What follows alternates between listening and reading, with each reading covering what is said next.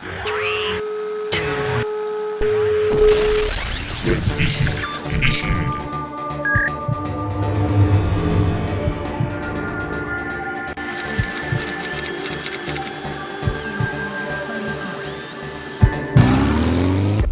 first saw this motorbike back in the summer of 1994, when my dad took me to a race meet. It might have been this very machine, because having the matching luggage is pretty rare. I made a vow then that one day I would buy one. It took me until 2008 to do so, but I haven't looked back since. Going to collect it was a story in itself, which involved me having to take my van because I didn't have a license to ride a motorbike at the time. And on the way back I got pulled over by a lady cop. But that's another vlog for another day. Since then we've done well over 30,000 miles together. Some thrills, some spills along the way. It's a Kawasaki ZZR 1100 D1. At the time, and for many years after its manufacture, it was the fastest motorbike in the world. Now it has been reclassified as a sports tourer because it can't really compete with smaller and nimble machines. But it makes it ideal for what I'm doing because I can pack a load of stuff on it and ride mile after mile very comfortably.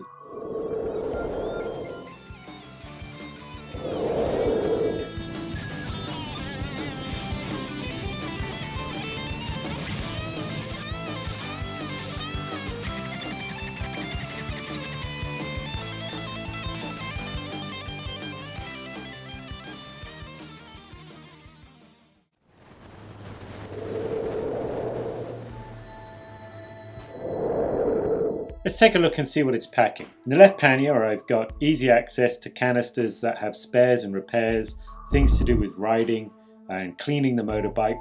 And I've got my living stuff like a tent, sleeping bag, sleeping pillow, sleeping mattress.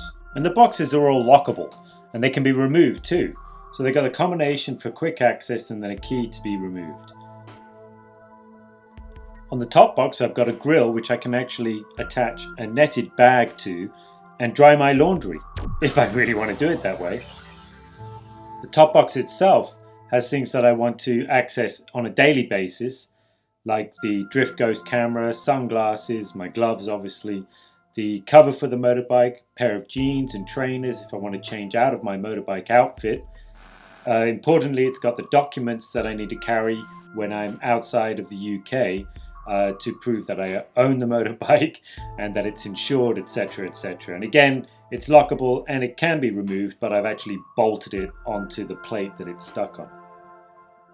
On top of the tail light I've got a mount for the Drift Ghost action camera. I've got further mounts on Hubert the helmet, the wing mirrors and on the handlebars. Now this was a great storage solution discovery. It's attached to the plate that holds the number plate, and then the number plate is reattached to the box, and inside it, drum roll,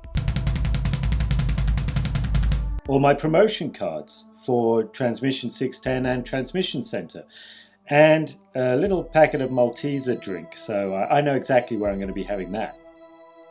It locks too, and I bet you nobody would ever think that there was a box there.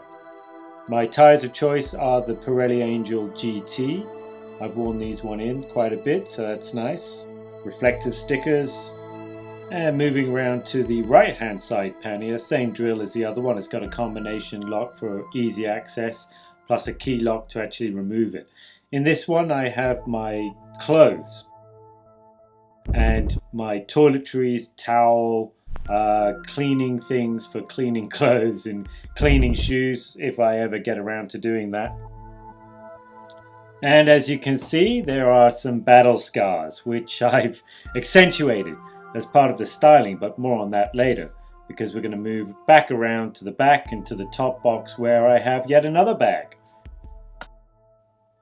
This roll bag, if I can open it one-handed, holds a net that I put on the top box grill, another bag inside it. This one isn't actually waterproof, so the things that are in here either waterproof themselves or it doesn't matter if they get wet. So yeah, I've got these little lights. They're usually for runners, so you strap them on your arms or on your ankles so that I can be more visible if the weather conditions are truly terrible. So we'll see if I actually have to use those at any point.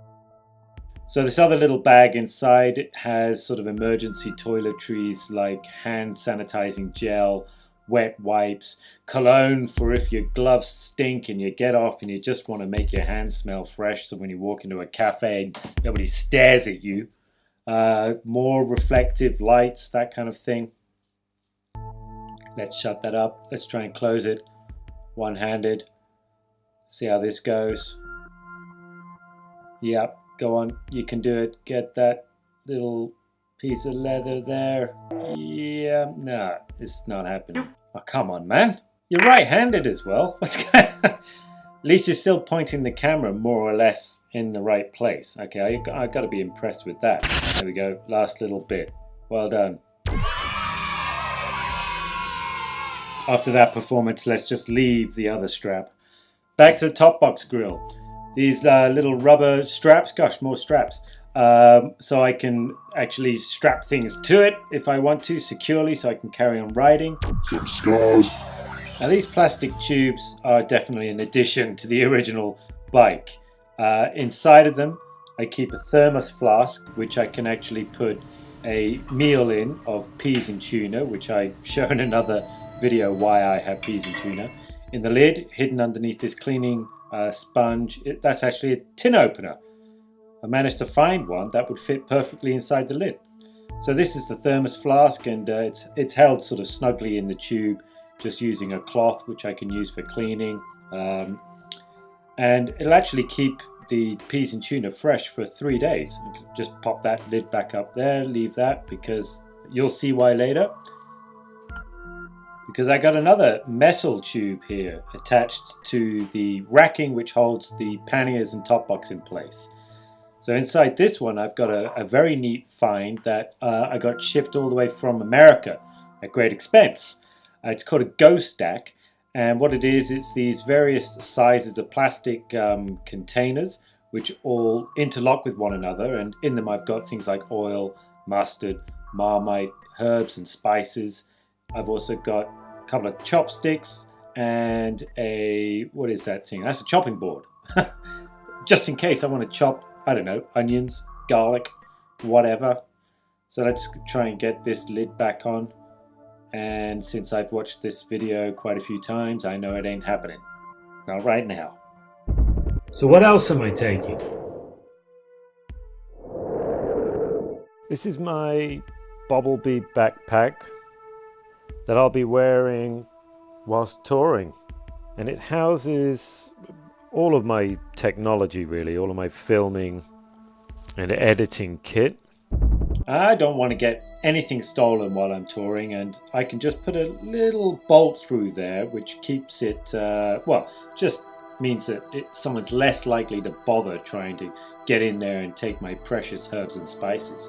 Moving around to the right hand side tube, same setup as the left hand side. We've got a lid with something inside of it, and another thermos flask with another meal and another cloth.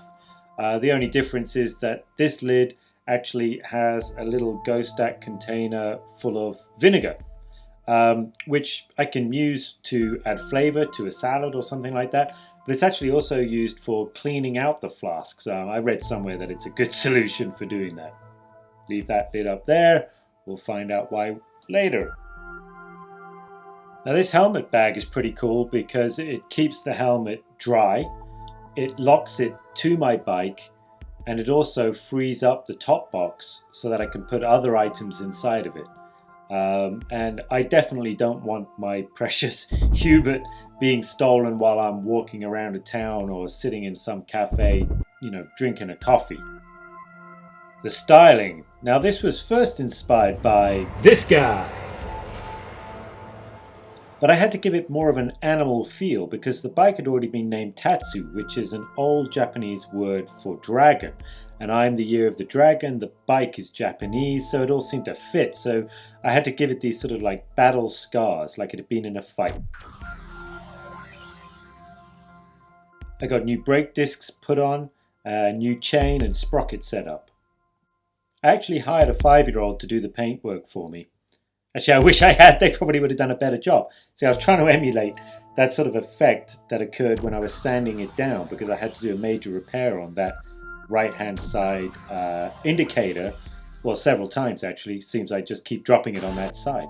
These grills, they were sprayed silver to make them stand out more. And this front fender, when I got it in my friend's warehouse, he had a spare, it looked to be the same color as mine, but clearly it isn't. Now, loads of orange bits. I seem to have gone a bit crazy on adding bits of orange wherever I could by ProBolt, which is an aftermarket supplier of nuts and bolts, etc. See, more orange, more silver grills. That's actually rust. Yeah, those grills, they didn't pan out quite as I expected. More orange bits, more grills. The metal wasn't actually weatherproof. Oops. That's a Daytona controller, which actually controls a lot of functions on the iPhone if I want it to via Bluetooth. Up there, a bit of Velcro for my Drift Ghost remote control, easy access. I prefer it there than on the wrist. A clock, I always like to know what the time is. A thermometer, which I don't think actually works. Another mount for the Drift Ghost. And then I've got my iPhone holder, because I use the iPhone as a sat nav. In there I can also put another charging device, an external battery. I learned pretty quickly to have a stylus ready whilst using the iPhone, even in airplane mode, as a sat nav, because annoyingly iTunes will randomly ask me to sign in and you have to sort of swipe it away. So I've got two cables running to the sat nav holder, which is pretty waterproof. One is dedicated for the iPhone, so it's continuously charged, because I need that as soon as I get off the bike for photography and communications and internet, etc. And the other one's a micro USB for charging other devices. And they're plugged into here to a USB port, which is connected to the main battery. And inside that little glove compartment, I can actually charge AA batteries and AAA batteries with a rechargeable battery charger thingy, which fits in there. Amazing. More orange bits everywhere. You'd be surprised how much time and money was spent replacing boring bits with orange bits. And also Googling to discover this tank pad, which perfectly fit in with the styling. It's sort of like a reptilian style of skin. Right, time to remove the seat, which you need to get access to for maintenance reasons, but also there's a lot of storage in there as well. The reason I left the two lids off the orange tubes is because I need them out the way to be able to get the lid off. So here I am fumbling around trying to figure out where I can stick the camera whilst I get the seat off. Precariously leaving it there so you can see my face. Isn't that sweet?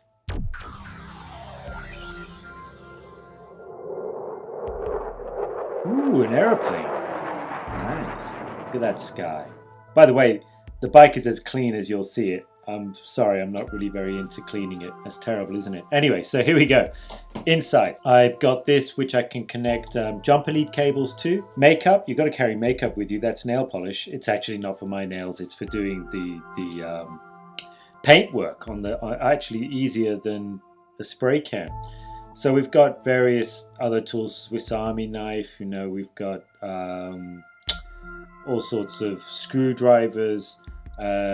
Reflective vest, funnels, what else have we got in there? Set of Allen keys, wrenches, yeah, a whole heap of stuff just stuffed in there, literally. Now what are we swooping down here to? Oh yeah, that's right, the stand foot. I wanted to make a larger plate for it because I didn't know where I'd end up parking. Was it going to be grass or even hot tarmac? You can just sink into it. More orange bits. Gosh, see? Look, I'm obsessed. Orange was never my favorite color originally as a kid. It was yellow. Ooh, bit of yellow. Well, gold. Anyway, that's the new chain, new sprocket. That's a tire pressure monitoring system, so I know exactly what my tire pressures are at any given point in time. And if I get a puncture or anything, I'm going to be warned instantly, which is very useful when you're on the road. Now where are we off to? Oh yeah, back around to the rear. where I've got another little strap type thing, which I have no idea what I'm going to use it for, but it looked pretty cool in the shop and it had a bit of orange on it, so I had to buy it. And there we've got some brackets which hold those plastic tubes in place. Now I actually went to a professional motorbike customization place to get them to do it for me, because I was struggling for ages to figure out how I could do it, and they told me it was impossible. So scratching my head for another few months, even whilst on holiday in Hong Kong, I did eventually figure out how I could do it. Oh, here we go. Promotions. You got to be promoting. So that's it. That's the website, the logo, wherever I park up. As long as the cover isn't on, people are going to hopefully be curious what this guy is up to on a big bike with a big backpack rocking up in places.